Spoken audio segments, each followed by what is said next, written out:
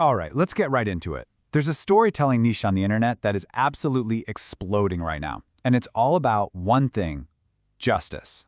We're going to break down the entire architecture of this incredible viral phenomenon. And when I say exploding, I mean it. The numbers are just mind-blowing. This sub-niche, what we're calling the Retribution Narrative, has seen a 21 times year-over-year growth in viewership. You know, that kind of growth, it's practically unheard of.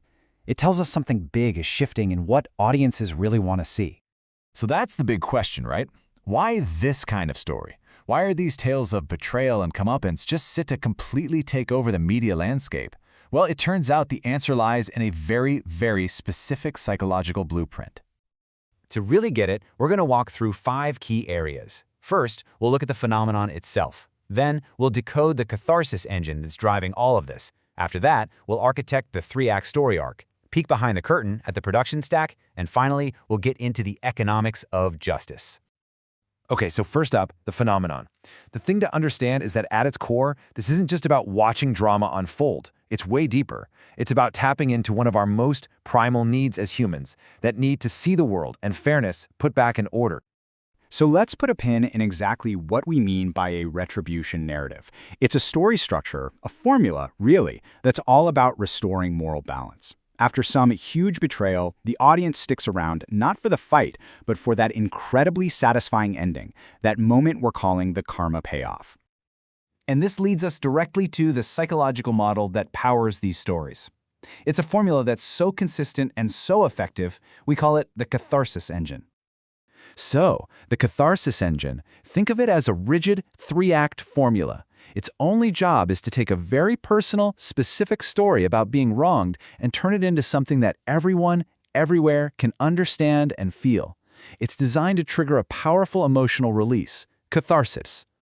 So how is this engine actually built? Let's get into the architecture of it. We're going to break down the specific pieces of this narrative, from that first initial injustice all the way to that final sweet payoff.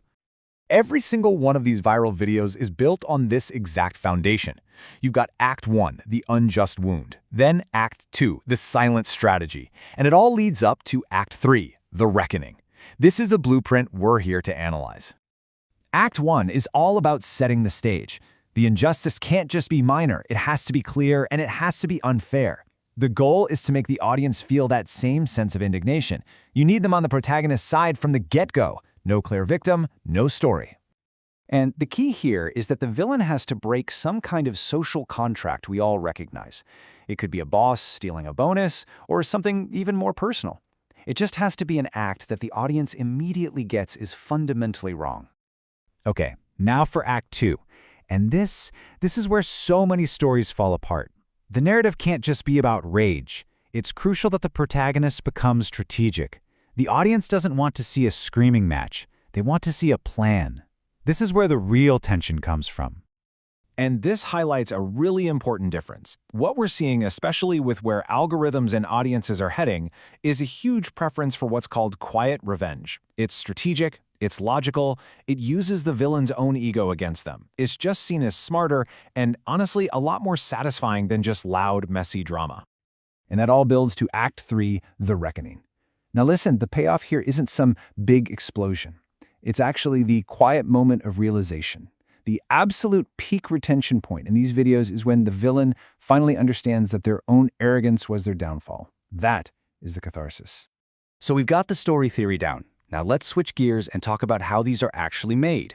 We're talking about a production system that lets you pump these out at scale, where you're not so much an artist as you are a visual assembler. And the production loop itself is surprisingly simple. First, you source stories with high stakes. Places like Reddit are gold mines. Second, you use a consistent, calm AI voiceover, which gives it that authoritative feel. And third, you put together the visuals using AI art, focusing on what's called conceptual stillness. It's almost like you're creating a digital moving comic book. And that hook? The hook is absolutely everything. You have maybe 12 seconds to grab someone. A hook like this is perfect because it drops you right into the conflict. You immediately understand the power dynamic, the stakes, and you know revenge is coming. All right, so let's talk money. Why is this model so powerful from a business standpoint? Well, the economics behind these justice stories are rock solid. all because of the very specific, very valuable audience they bring in. I mean, just look at the data. The average RPM, that's revenue per thousand views, for this kind of content is somewhere between $12 and $22. That is way, way higher than most other content niches out there. And there's a very good reason why. It's basically a perfect storm.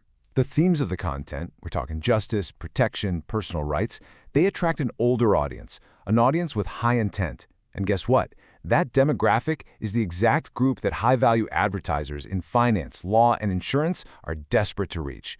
They'll pay top dollar for those eyeballs. But, beyond all the money, it really feels like these stories are doing something more. In a world that can feel messy and unfair, watching one person use their wits to get justice, it gives the viewer this powerful feeling of proxy justice.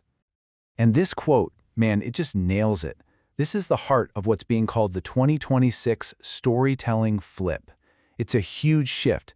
People aren't just looking for entertainment anymore. Their primary motivation is this deep, human need to see the world, even just in a small story, made right again.